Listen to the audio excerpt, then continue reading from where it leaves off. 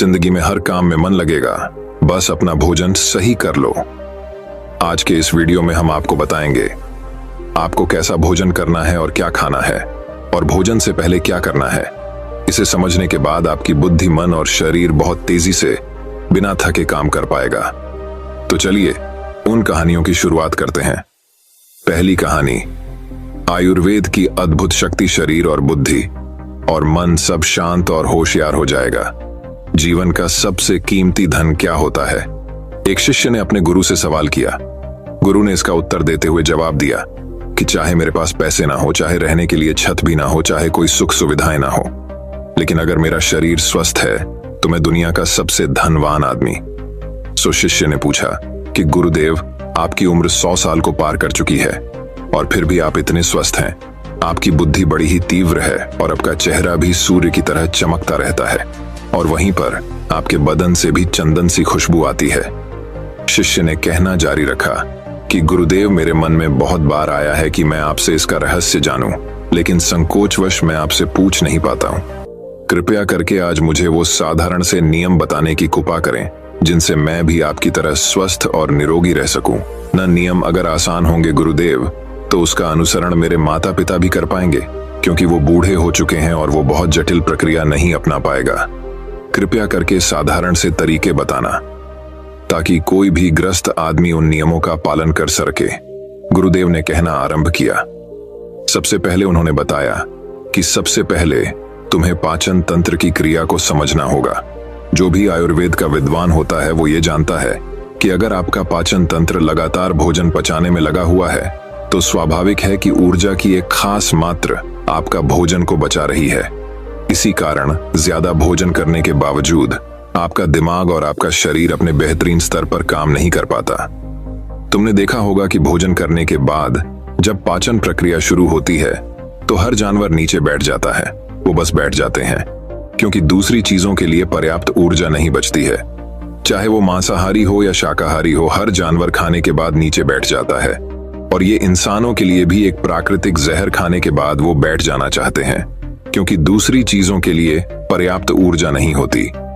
अगर आप अपनी पूरी क्षमता का इस्तेमाल करना चाहते हैं तो आप अपने शरीर को ऐसा बनाकर रखिए कि आप जो भी खाएं, कुछ भी खाएं, तो 1.5 से 2 घंटे के अंदर आपका पेट खाली हो जाना चाहिए। पेट खाली होने का मतलब है पेट की थैली खाली होना, यानी कि जब भोजन आंत के दूसरे भागों में चला जाता है तब पेट खाली हो जाता है, क्योंकि आंत में प्रक्रिया बिल्कुल अलग होती है। वो पाचन नहीं होता है, वो ऊर्जा को ग्रहण करती है।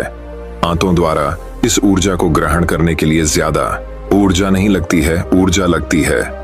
पाचन क्रिया में जब खाना पेट की थैली में मौजूद हो तो बेहतर है कि आप अपनी गतिविधि को कम कर लें। अब अगर सोचिए, सारा दिन आपके पेट में खाना मौजूद रहेगा तो आप अपने जीवन की पूरी क्षमता कम कर लेंगे।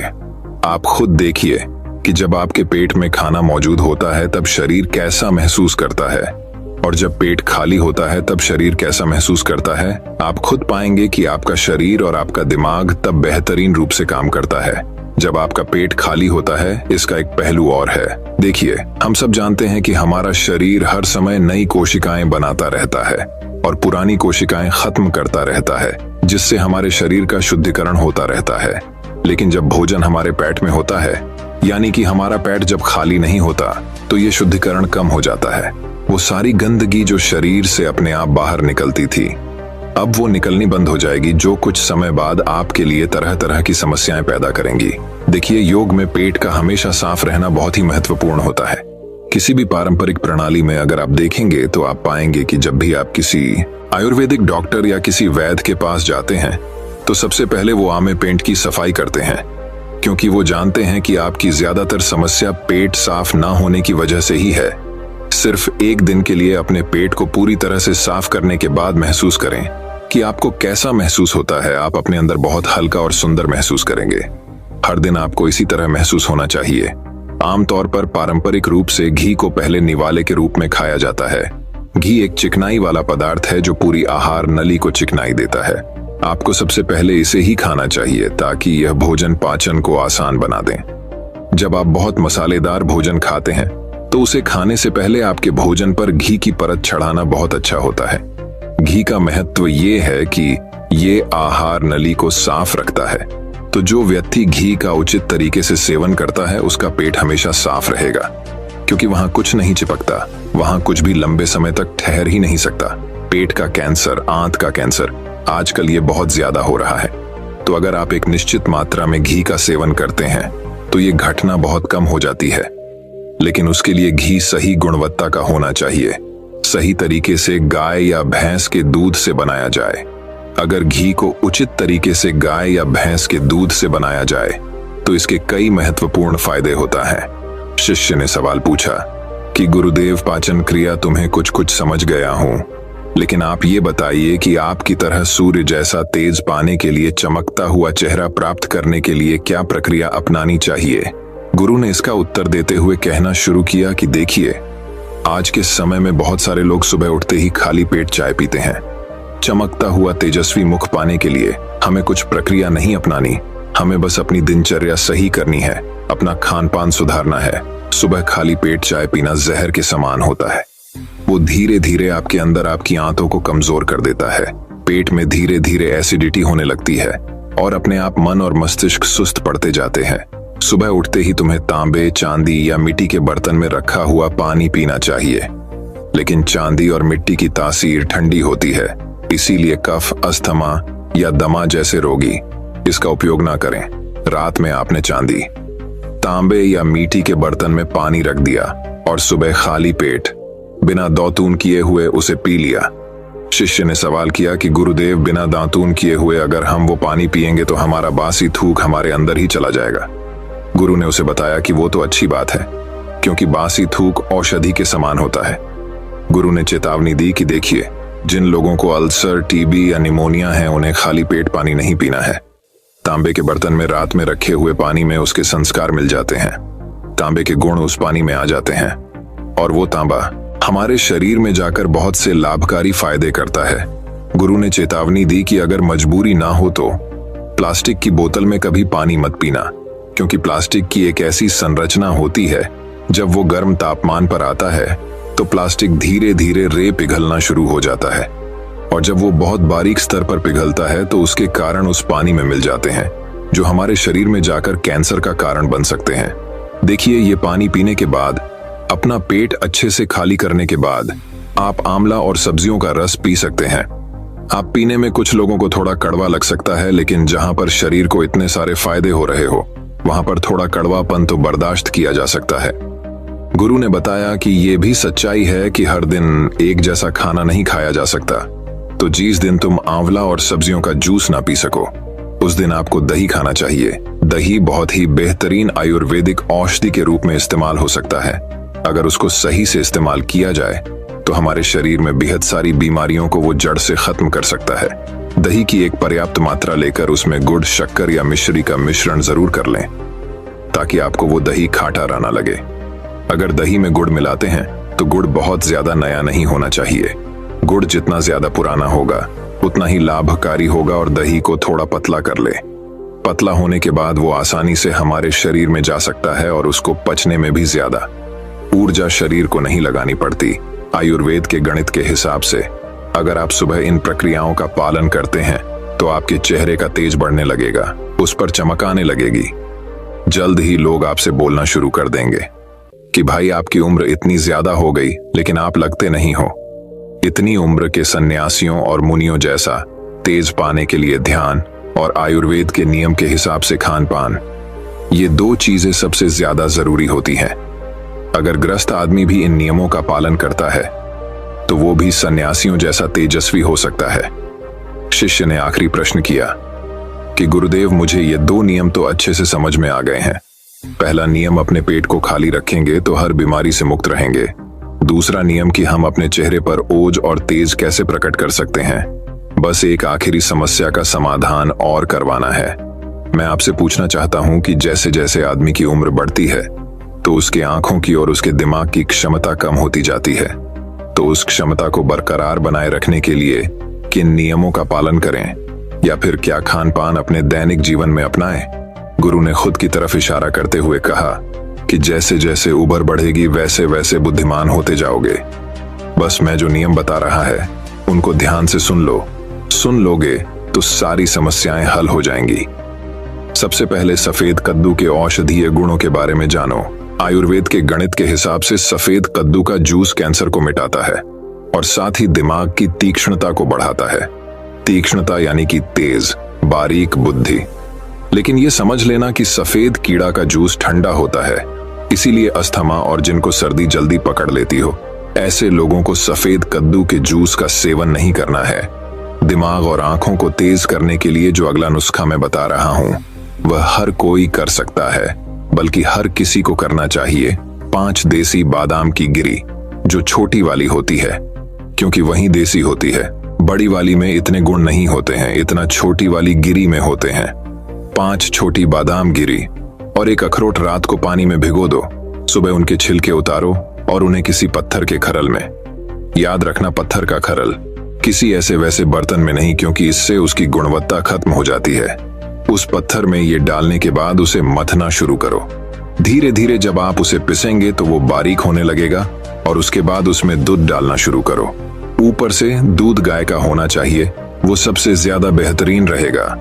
दिमाग के लिए इस्तेमाल करने को भैंस या बकरी का भी कर सकते हैं, लेकिन गाय का दूध सबसे ज्यादा महत्वपूर्ण हो जाता है। जब दिमागी समस्याओं के बारे में बात आती है तो अब उस बादाम और अखरोट को दूध के साथ पीसना शुरू करो। धीरे धीरे जितना आप पीसेंगे उतनी उसकी गुणवत्ता बढ़ती जाएगी। अब कुछ लोगों को लग रहा होगा कि दूध के साथ हम बादाम यूं ही खा लें, तो या फिर पत्थर के खरल में पीसने की बजाय उसे मिक्सर में पीस लें। तो मैं बताता चलूं कि पत्थर के खरल में उसे पीसने के बाद उसकी गुणवत्ता 100 गुना ज्यादा बढ़ जाती है। अच्छे से गाय के दूध में पीसने के बाद जब आप इसका सेवन करेंगे तो आपकी आंखें और आपका दिमाग, इनके लिए ये बहुत ही लाभकारी रहेगा। जिन लोगों को भूलने की समस्याएं होती हैं, जो छोटी छोटी चीजें रखकर भूल जाते हैं, जो लोग दिमागी रूप से परेशान रहते हैं, तनाव बना रहता है, चीजों के बारे में ज्यादा सोचते रहते हैं, ऐसे लोगों के लिए ये एक ठंडाई का काम करेगा। उनके दिमाग में एक ठंडक पहुंचाएगा, जिससे उनका दिमाग अपने बेहतरीन स्तर पर काम कर पाएगा। शिष्य ने ये नियम अच्छे से कंठस्थ कर लिए और उसके बाद घर जाने के लिए अपने गुरु से आज्ञा मांगी। शिष्य अपने गुरु से आशीर्वाद लेकर अपने घर की तरफ प्रस्थान कर गया। तो दोस्तों, कैसी लगी आज की कहानी? अपनी राय हमें कमेंट में जरूर बताएं। अगर अच्छी लगी हो तो इस वीडियो को और लोगों के साथ शेयर करें। तो चलिए दोस्तों, अब हमारे दूसरे कहानी की शुरुआत करते हैं। दूसरी कहानी, सिर्फ 7 दिनों में सबको पीछे छोड़ दो। एक बार एक गरीब आदमी एक बौद्ध भिक्षु के पास गया और कहता है कि गुरु, मैं अपनी आदतों से बहुत परेशान हूं। मैं बहुत कुछ करना चाहता हूं, लेकिन कुछ नहीं कर पाता। सफलता की ऊंचाइयों को छूना चाहता हूं, लेकिन अपनी आदत से मजबूर है। सच कहा तो मुझे यह भी नहीं पता कि सफल होने के लिए किस गुण की आवश्यकता है। इसलिए मैं उन गुणों के बारे में जानने के लिए ही आपके पास आया हूं। कृपया मेरा मार्गदर्शन कीजिए। बौद्ध भिक्षु ने कहा कि जिस तरह से हम बुरी आदतों से मजबूर होते हैं, उसी तरह अगर हम अच्छी आदतें अपनाएंगे तो हम भी अच्छी आदतों से मजबूर हो जाएंगे, और अच्छी आदतें हमें अपने जीवन में बहुत कुछ हासिल करने में भी मदद करेगी। आज मैं आपको 15 ऐसी सफल आदतों के बारे में बताऊंगा जो आपको सफल बना सकती हैं। मेरी बातें सुनकर भूल मत जाना, बल्कि इन सभी 15 आदतों को अपने दिमाग में याद रखना और धीरे धीरे उन्हें अपने जीवन में लाना शुरू करें, क्योंकि ये आदतें न सिर्फ आपको सफलता दिलाएंगी, बल्कि इतना अच्छा इंसान बनाएंगी जिसे देखकर लोग कहेंगे कि मैं भी ऐसा ही बनना चाहता हूं। 15 सफल आदतों की सूची में पहली आदत है सुबह जल्दी उठना। दुनिया में अगर कोई सबसे सफल और सबसे अच्छी आदत है जिसे हर सफल व्यक्ति अपनाता है, तो वह है सुबह जल्दी उठना और अपना आलस्य त्यागना। अगर आप दिन की पहली किरण निकलने से पहले उठकर अपना काम करना शुरू कर दें और अपने दिन को बेहतर बनाएं, आप मानते हैं कि पूरे दिन में ऐसी कोई चुनौती नहीं होगी जिसे आप पार न कर सके। आपके सुबह उठने के तरीके से पता चलता है कि आप में कितनी इच्छा शक्ति है। अपने लक्ष्य हासिल करना आपके लिए कितना महत्वपूर्ण है। सुबह जल्दी उठने का मतलब है अधिक प्रयास, अधिक मेहनत, जो दूसरों की तुलना में अधिक सफल बनाएगी। अगर आप सुबह देर से उठने की आदत से मजबूर हैं, तो आपको 5 मिनट पहले उठने की आदत डालनी चाहिए और कुछ ही दिनों में आप सुबह जल्दी उठना शुरू कर देंगे। दूसरी आदत है हमेशा कुछ नया सीखते रहना। ये एक अद्भुत आदत है जो हर उस व्यक्ति में पाई जाती है जिसने अपने क्षेत्र सफलता हासिल की है। हमेशा अपने काम के बारे में और अधिक सीखते रहें। हम जीवन में जो कुछ भी सीखते हैं वह जीवन में कभी न कभी काम जरूर आता है। सफल लोग अपने सपनों को हासिल करने के लिए अलग अलग तरीकों का इस्तेमाल करते हैं। उनके सपनों से जुड़ी हर बात जानना चाहते हैं जिससे उनके सपनों को हासिल करना आसान हो जाएगा। भले ही बात एक लाइन की हो, जिंदगी सीखो, लेकिन हमेशा कुछ नया सीखो। दुनिया में ज्ञान की कोई कमी नहीं है, लेकिन जिस क्षेत्र में आप सफलता चाहते हैं उस क्षेत्र में ज्ञान प्राप्त करने के लिए हमेशा उत्सुक रहें। हो सकता है कि आप कुछ ऐसा सीखें जिससे आप जितना सोचा था उससे अधिक हासिल कर सकें, तो इसके लिए आपको हमेशा एक बच्चे के रूप में सीखना होगा। तीसरी आदत है कम बोलना और अधिक सुनना। हमारे पास 2 कान और एक मुंह है जिससे हम सुनते अधिक हैं और बोलते आधा हैं। श्रोताओं को कभी नुकसान नहीं होता और उन्हें हमेशा कुछ नया सीखने को मिलता है। कम बात करने का मतलब है कम ऊर्जा बर्बाद करना। लोगों से ज्यादा ना जुड़े और किसी के सामने नरम न बने, किसी से बेवजह बहस न करें, क्योंकि जो लोग कम बोलते हैं वे ज्यादा फायदेमंद होते हैं। जो व्यक्ति शब्द बोलता है उसमें गहराई से सोचने की क्षमता अधिक होती है। जब कोई व्यक्ति कम बोलता है तो वह अपने अंतर्मन से जुड़ा होता है। इनके आंतरिक विचार इतने मजबूत होते हैं कि ये किसी भी सफलता को अपने घुटनों के नीचे ला सकते हैं। 4वीं आदत है असहमत होना और दूसरे को मना करना सीखना। हम कठपुतली नहीं हैं कि लोगों की बातों पर हाँ हाँ करते रहें। आप एक अलग इंसान हैं और आपका सपना अलग है। आपके सिद्धांत भी अलग होंगे। अगर आपकी मंजिल अलग है तो आपका रास्ता भी अलग होगा।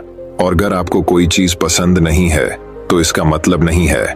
अगर कोई तरीका दूसरों के लिए काम कर रहा है तो जरूरी नहीं कि वह आपके लिए भी काम करे। यदि आप किसी और के तरीके का उपयोग करते हैं तो आप हर किसी की तरह होंगे। आप इस दुनिया के सबसे अनोखे इंसान हैं और आपके जैसा कोई और नहीं है। इसलिए आज आपको सहमत होने का भी पूरा अधिकार है और अपनी बात रखने का भी पूरा अधिकार है। और आपको हर उस चीज को ना कहना होगा जो आपके लक्ष्य के लिए सही नहीं है। यदि आपका अपने दोस्तों के साथ घूमने का मन नहीं है तो उन्हें ना कहना सीखें। अगर आप किसान नहीं बल्कि बिजनेसमैन बनना चाहते हैं तो अपने परिवार को बताएं कि आप किसान नहीं बिजनेसमैन बनना चाहते हैं। जबरदस्ती लंबे समय तक नहीं टिकती और न ही इससे हमें कुछ मिलता है। जहां जरूरत हो वहां ना कहना सीखें, क्योंकि इनकार करने से आप दूसरों की नजरों में तो बुरे बन सकते हैं, लेकिन अपनी नजरों में कभी बुरे नहीं बन सकते। ज्यादातर लोग जिंदगी में इस वजह से कुछ नहीं कर पाते कि लोग क्या कहेंगे। अगर असफल हो गए तो लोग क्या कहेंगे, इसीलिए ज्यादातर लोग अपने लिए नहीं बल्कि दूसरों के लिए जिंदगी जीते हैं। 5वीं आदत है सही तरीके से जोखिम उठाना सीखना।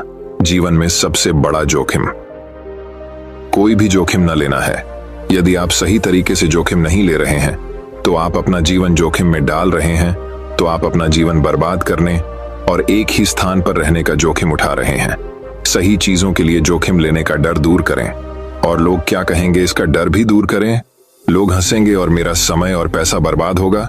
इंसान को जिंदगी से लेकर मौत तक सिर्फ 3 चीजों की जरूरत होती है, रोटी, कपड़ा और मकान, और इसे पाना कोई मुश्किल काम नहीं है। इसके अलावा अगर इंसान की जिंदगी से कुछ चला भी गया हो तो भी जीना आसान है। लेकिन आपका मिशन सिर्फ मौत के दरवाजे तक सुरक्षित पहुंचना नहीं है। एक योद्धा की तरह हर चुनौती को धूल चटाना, जोखिम उठाना, विजेता का ताज पहनना, मौत के दरवाजे तक पहुंचना है। सही चीजों के लिए जोखिम उठाना चाहिए, इसलिए जोखिम लेना सीखें। जोखिम लेने पर आपको कभी पछतावा नहीं होगा, लेकिन यदि आप सही जोखिम नहीं लेते हैं तो आपको अपनी कल्पना से भी अधिक पछताना पड़ेगा। 6वीं आदत है जिसके साथ आप अगले 60 साल बिताएंगे। 60 में से 30 सफल आदतें उस व्यक्ति को समझने की कोशिश करना है जिसके साथ आप अगले 60 साल बिताएंगे, और वह व्यक्ति आप हैं। आप खुद को कितना समय देते हैं और अपनी पिछली गलतियों से कितना सीखते हैं। आप अपने वर्तमान को बेहतर बनाने के लिए क्या करते हैं और भविष्य के बारे में क्या सोचते हैं।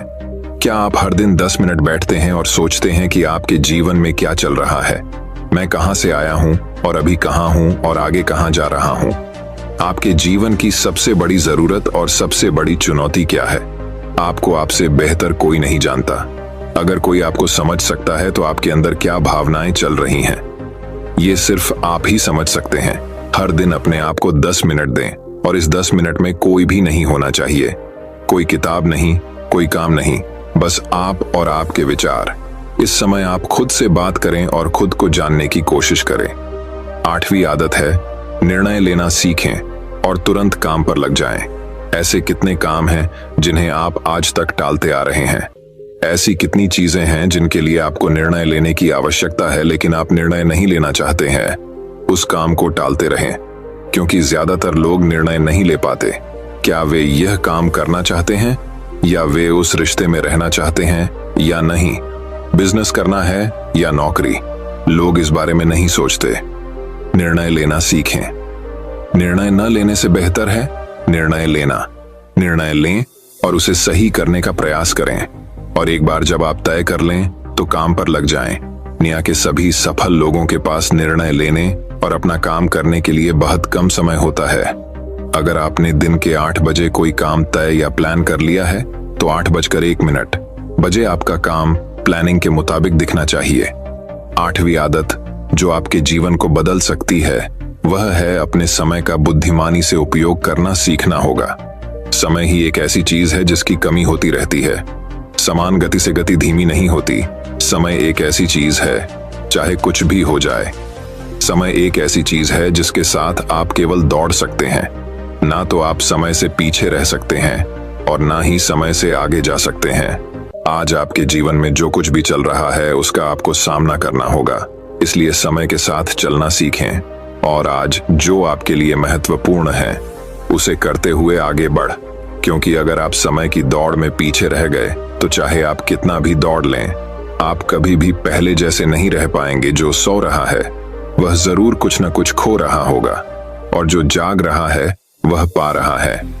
हमारे समय की उल्टी गिनती हमारे जन्म लेते ही शुरू हो जाती है। इसलिए अपना समय बर्बाद न करें, बल्कि इसे अपने लक्ष्य के लिए उपयोग करें और खुद को जानें। 20वीं आदत है अनावश्यक झंझटों को नजरअंदाज करना सीखना।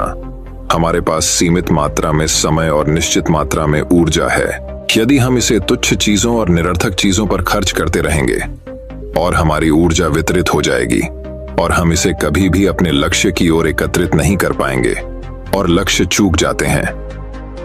ज्यादातर लोगों की गलती यह होती है कि वे हर चीज और हर किसी में खुद को शामिल करने की कोशिश करते हैं, जिसके कारण उनकी ऊर्जा विभाजित हो जाती है और वे कुछ भी महत्वपूर्ण कार्य नहीं कर पाते हैं। इसलिए जो काम जरूरी ना हो और दूसरे लोग कर सकते हो, उसे दूसरे को सौंप दें और अपनी सारी ऊर्जा और अपना सारा समय अपने महत्वपूर्ण कार्यों में लगा दें। 10वीं आदत है अपने जीवन से नकारात्मक लोगों को दूर करना और सकारात्मक लोगों के साथ रहना। एक नकारात्मक व्यक्ति हमारी ऊर्जा को सोख लेता है और हमारी सोच को नकारात्मक बना देता है। इसलिए ऐसे लोगों से दूर रहने की कोशिश करें। मूलतः कोई भी व्यक्ति अपने आसपास औसतन 5 लोगों का होता है, यानी हमारे आसपास के वो 5 लोग जिनके साथ हम सबसे ज्यादा समय बिताते हैं। कहीं ना कहीं हम भी उनके जैसे बन जाते हैं और उनकी आदतों को अपनाने लगते हैं। संगति प्रभाव डालती है, और अगर आपके आसपास के लोगों को हर चीज में कमी नजर आ रही है तो उन्हें तुरंत छोड़ दें, क्योंकि ये वो लोग हैं जिन्हें गर्मियों में ठंड और सर्दियों में बारिश पसंद होती है। ऐसे लोग न तो कहीं खुश रह पाते हैं और न ही दूसरों को खुश रहने देते हैं। दुनिया में हर किसी को स्वतंत्र होने का अधिकार है। आपको सकारात्मक सोच के साथ जीवन जीने का पूरा अधिकार है। आपको खुद से भी नकारात्मक बातें नहीं करनी चाहिए, जैसे कि मैं बस बदकिस्मत हूं या यह मेरे साथ ही हो जाता है। दुनिया के सभी सफल लोगों ने अपने अंदर एक सफल व्यक्ति को देखा है और हमेशा नकारात्मक लोगों की बातों को नजरअंदाज किया। कभी भी मूर्ख नकारात्मक लोगों से ना जुड़े, क्योंकि उन्हें कुछ नहीं होगा और आपको कुछ नहीं मिलेगा। 11वीं आदत यह है कि जब भी कोई अच्छा विचार मन में आए तो उसे कागज पर लिख लें। हमारा दिमाग हर दिन कुछ नए और अच्छे विचार लाता रहता है। यदि हम उन्हें नहीं लिखेंगे तो हम उन्हें हमेशा के लिए भूल जाएंगे। साथ ही अगर आपके पास कोई प्लान है तो उसे अच्छे से लिखें। ऐसा करने से योजना हमारे दिमाग में बैठ जाती है। उन सभी चीजों के बारे में भी लिखें जिन्हें आप पाना चाहते हैं। उन आदतों के बारे में भी लिखें जिन्हें आप छोड़ना चाहते हैं। विचारों को लिखने से हमारे दिमाग से उन्हें याद रखने का बोझ कम हो जाता है और फिर हमारा दिमाग अपने नए विचारों के बारे में सोचने के लिए स्वतंत्र हो जाता है। 12वीं आदत है स्वस्थ रहना। अधिक स्वस्थ जीवन शैली अपनाएं, कम खाएं और अधिक पचाएं। रोज सुबह प्राणायाम, व्यायाम और ध्यान न सिर्फ आपको स्वस्थ बनाएंगे बल्कि खूबसूरत भी बनाएंगे।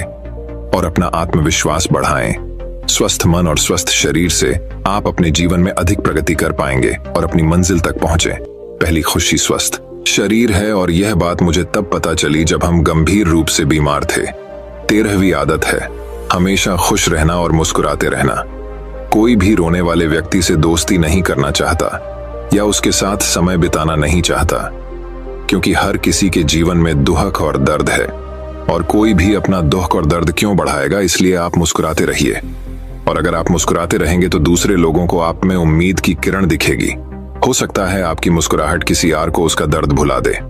मुस्कुराने का मतलब यह नहीं है कि आपको हर समय हंसते रहना चाहिए। मुस्कुराने का मतलब है कि आपको खुश रहना चाहिए। सकारात्मक रहें और सोचें कि आप बेहद भाग्यशाली हैं। आपके जीवन में कोई कमी नहीं है, और अगर कोई कमी है तो आप उसे अभी भर सकते हैं। 4थी आदत है हमेशा अपनी कमाई से कम खर्च करना। भविष्य की परेशानियों के लिए और कुछ न बचाएं। ज्यादातर लोग दिखावे के नाम पर अपनी कमाई से ज्यादा खर्च कर देते हैं और फिर गरीबी से भरी जिंदगी कष्ट में गुजारें।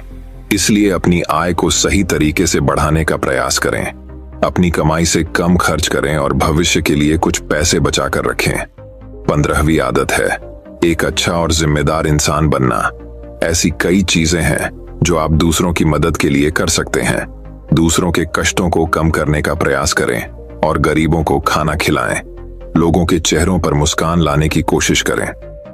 सफल व्यक्ति वास्तव में तभी सफल कहलाता है जब वह अपने साथ साथ देश और समाज का भी भला करता है। इसलिए लोगों की मदद करें और अच्छे काम करें, और समाज में एक अच्छा उदाहरण स्थापित करने का प्रयास करें। बौद्ध भिक्षु ने बताया कि ये हैं वो 15वीं आदतें जिन्हें अपनाकर आप एक सफल जीवन जी सकते हैं और दूसरों के लिए एक उदाहरण बने। गरीब आदमी को अपने सवालों का जवाब मिल गया तो उसने बौद्ध भिक्षु को धन्यवाद दिया और वह चला गया। तो चलिए दोस्तों, अब हमारे तीसरी कहानी की शुरुआत करते हैं।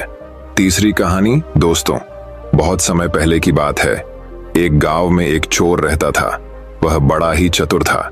एक दिन उस चोर ने सोचा कि जब तक वह राजधानी में नहीं जाएगा और अपना कर्तव्य नहीं दिखाएगा, तब तक चोरों के बीच उसकी धाक नहीं जमेगी। यह सोचकर वह राजधानी की ओर रवाना हुआ, और वहां पहुंचकर उसने यह देखने के लिए नगर का चक्कर लगाया कि कहां क्या चोरी कर सकता है। उसने तय किया कि राजा के महल से अपना काम शुरू करेगा। राजा ने रात दिन महल की रखवाली के लिए बहुत से सिपाही तैनात कर रखे थे। बिना पकड़े गए परिंदा भी महल में नहीं घुस सकता था। महल में एक बहुत बड़ी घड़ी लगी थी जो दिन रात का समय बताने के लिए घंटे बजाती रहती थी। चोर ने लोहे की कुछ कीलें इकट्ठी की, और जब रात को घड़ी ने 12 बजाए तो घंटे की हर आवाज के साथ वह महल की दीवार में एक एक कील ठोकता गया। इस तरह बिना शोर किए उसने दीवार में 12 कीलें लगा दी। फिर उन्हें पकड़ पकड़ कर वह ऊपर चढ़ गया और महल में दाखिल हो गया। इसके बाद वह खजाने में गया और वहां से हीरे चुरा लाया। अगले दिन जब चोरी का पता लगा तो मंत्रियों ने राजा को इसकी खबर दी। राजा बड़ा हैरान और नाराज हुआ। उसने मंत्रियों को आज्ञा दी कि शहर की सड़कों पर गश्त करने के लिए सिपाहियों की संख्या दोगुनी कर दी जाए, और अगर रात के समय किसी को भी घूमते हुए पाया जाए तो उसे चोर समझकर गिरफ्तार कर लिया जाए। जिस समय दरबार में यह ऐलान हो रहा था, एक नागरिक के भेष में चोर मौजूद था।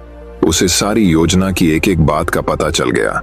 उसे फौरन यह भी मालूम हो गया कि कौन से 26 सिपाही शहर में गश्त के लिए चुने गए हैं। वह सफाई से घर गया और साधु का बाना धारण करके उन 26 सिपाहियों की बीवियों से जाकर मिला। उनमें से हर एक इस बात के लिए उत्सुक थी कि उसके पति ही चोर को पकड़े और राजा से इनाम ले। एक एक करके चोर उन सबके पास गया और उनके हाथ देख देख कर बताया कि वह रात उसके लिए बड़ी शुभ है। उसके पति की पोशाक में चोर उसके घर आएंगे। लेकिन देखो, चोर को अपने घर के अंदर मत आने देना, नहीं तो वह तुम्हें दबा लेगा। घर के सारे दरवाजे बंद कर लेना, और भले ही वह पति की आवाज में बोलता सुनाई दे, उसके ऊपर जलता कोयला फेंकना। इसका नतीजा यह होगा कि चोर पकड़ में आ जाएगा। सारी स्त्रियां रात को चोर के आगमन के लिए तैयार हो गईं। अपने पतियों को उन्होंने इसकी जानकारी नहीं दी। इस बीच पति अपनी गश्त पर चले गए और सवेरे 4 बजे तक पहरा देते रहे। हालांकि अभी अंधेरा था, लेकिन उन्हें उस समय तक इधर उधर कोई भी दिखाई नहीं दिया, तो उन्होंने सोचा कि उस रात को चोर नहीं आएगा। यह सोचकर उन्होंने अपने घर चले जाने का फैसला किया। ज्यों ही वे घर पहुंचे, स्त्रियों को संदेह हुआ और उन्होंने चोर की बताई कार्रवाई शुरू कर दी। फल वह हुआ कि सिपाही जल गए और बड़ी मुश्किल से अपनी स्त्रियों को विश्वास दिला पाए कि वे ही उनके असली पति हैं और उनके लिए दरवाजा खोल दिया जाए। सारे पतियों के जल जाने के कारण उन्हें अस्पताल ले जाया गया। दूसरे दिन राजा दरबार में आया तो उसे सारा हाल सुनाया गया। सुनकर राजा बहुत चिंतित हुआ और उसने कोतवाल को आदेश दिया कि वह स्वयं जाकर चोर पकड़े। उस रात कोतवाल ने तैयार होकर शहर का पहरा देना शुरू किया। जब वह एक गली में जा रहा था, चोर ने जवाब दिया, मैं चोर हूं। कोतवाल समझा कि लड़की उसके साथ मजाक कर रही है। उसने कहा, मजाक छाड़ो और अगर तुम चोर हो तो मेरे साथ आओ, मैं तुम्हें काट में डाल दूंगा। चोर वाला, ठीक है, इससे मेरा क्या बिगड़ेगा। और वह कोतवाल के साथ काट डालने की जगह पर पहुंचा। वहां जाकर चोर ने कहा, कोतवाल साहब, इस काठ को आप इस्तेमाल कैसे किया करते हैं, मेहरबानी करके मुझे समझा दीजिए। कोतवाल ने कहा, तुम्हारा क्या भरोसा, मैं तुम्हें बताऊं और तुम भाग जाऊं तो। चोर बाला, आपके बिना कहे मैंने अपने आप को आपके हवाले कर दिया है, मैं भाग क्यों जाऊंगा। उसकी बात सुनकर कोतवाल उसे दिखाने के लिए राजी हो गया कि काठ कैसे डाला जाता है। ज्यों ही उसने अपने हाथ पैर उसमें डाले कि चोर ने झट चाबी घुमाकर काठ का ताला बंद कर दिया और कोतवाल को राम राम करके चल दिया। जाड़े की रात थी। दिन निकलते निकलते कोतवाल मारे सर्दी के अधमरा हो गया। सवेरे जब सिपाही बाहर आने लगे तो उन्होंने देखा कि कोतवाल काठ में फंसे पड़े हैं। उन्होंने उनको उसमें से निकाला और अस्पताल ले गए। अगले दिन जब दरबार लगा तो राजा को रात का सारा किस्सा सुनाया गया। राजा इतना हैरान हुआ कि उसने उस रात चोर की निगरानी स्वयं करने का निश्चय किया। चोर उस समय दरबार में मौजूद था और सारी बातों को सुन रहा था। रात होने पर उसने साधु का भेष बनाया और नगर के सिरे पर एक पेड़ के नीचे धूनी जलाकर बैठ गया। राजा ने गश्त शुरू की और 2 बार साधु के सामने से गुजरा। तीसरी बार जब वह उधर आया तो उसने साधु से पूछा कि क्या इधर से किसी अजनबी आदमी को जाते उसने देखा है। साधु ने जवाब दिया कि वह तो अपने ध्यान में लगा था, अगर उसके पास से कोई निकला भी होगा तो उसे पता नहीं। यदि आप चाहें तो मेरे पास बैठ जाइए और देखते रहिए कि कोई आता जाता है या नहीं। यह सुनकर राजा के दिमाग में एक बात आई और उसने फौरन तय किया कि साधु उसकी पोशाक पहनकर शहर का चक्कर लगाए और वह साधु के कपड़े पहनकर वहां चोर की तलाश में बैठे। आपस में काफी बहस मुबाहिसे और 2-3 बार इनकार करने के बाद आखिर चोर राजा की बात मानने को राजी हो गया और उन्होंने आपस में कपड़े बदल लिए। चोर तत्काल राजा के घोड़े पर सवार होकर महल में पहुंचा और राजा के सोने के कमरे में जाकर आराम से सो गया। बेचारा राजा साधु बना चोर को पकड़ने के लिए इंतजार करता रहा। सवेरे के 4 बजने आए। राजा ने देखा कि न तो साधु लौटा और कोई आदमी या चोर उस रास्ते से गुजरा, तो उसने महल में लौट जाने का निश्चय किया। लेकिन जब वह महल के फाटक पर पहुंचा तो मंत्रियों ने सोचा, राजा तो पहले ही आ चुका है, हो न हो यह चोर है जो राजा बनकर महल में घुसना चाहता है। उन्होंने राजा को पकड़ लिया और काल कोठरी में डाल दिया। राजा ने शोर मचाया पर किसी ने भी उसकी बात न सुनी। दिन का उजाला होने पर काल कोठरी का पहरा देने वाले मंत्री ने राजा का चेहरा पहचान लिया और डर के मारे थर थर कांपने लगा। वह राजा के पैरों पर गिर पड़ा। राजा ने सारे सिपाहियों को बुलाया और महल में गया। उधर चोर, जो रात भर राजा के रूप में महल में सोया था, सूरज की पहली किरण फूटते ही राजा की पोशाक में और उसी के घोड़े पर रफू चक्कर हो गया। अगले दिन जब राजा अपने दरबार में पहुंचा तो बहुत ही हताश था। उसने ऐलान किया कि अगर चोर उसके सामने उपस्थित हो जाएगा तो उसे माफ कर दिया जाएगा और उसके खिलाफ कोई कार्रवाई नहीं की जाएगी, बल्कि उसकी चतुराई के लिए उसे इनाम भी मिलेगा। चोर वहां मौजूद था ही फौरन राजा के सामने आ गया और बोला, महाराज, मैं ही वह अपराधी हूं। इसके सबूत में उसने राजा के महल से जो कुछ चुराया था वह सब सामने रख दिया, साथ ही राजा की पोशाक और उसका घोड़ा भी। राजा ने उसे गांव इनाम में दिए और वादा कराया कि वह आगे चोरी करना छोड़ देगा। इसके बाद से चोर खूब आनंद से रहने लगा। इस कहानी से हमें ये सीख मिलती है कि व्यक्ति की बुद्धि उसे हर एक नाकामयाब चीज को भी कामयाब बनाकर दे सकती है, लेकिन बुद्धि का इस्तेमाल अगर इंसान के भलाई के लिए और खुद को बदलने के लिए किया जाए तो उस इंसान का जीवन खुशियों से भर सकता है। दोस्तों, मैं उम्मीद करता हूं कि यह कहानी सुनने से आपके जीवन में अच्छे बदलाव आए होंगे। आपको इस वीडियो से क्या सीखने मिला ये कमेंट करके जरूर बताइए और अपने परिवार, दोस्तों या आपके करीबी इंसान के साथ ये कहानी शेयर करके उन्हें भी इस ज्ञान से परिचित करवाए। बाकी अगर आपको ये वीडियो दिल से अच्छी लगी हो तभी इस वीडियो को लाइक कर देना, और आपने अब तक इस चैनल को सब्सक्राइब न किया हो तो चैनल को सब्सक्राइब भी जरूर कर देना। आपका हर दिन शुभ हो और खुशियों से आपका जीवन भरा रहे। धन्यवाद। नमो बुद्धाय।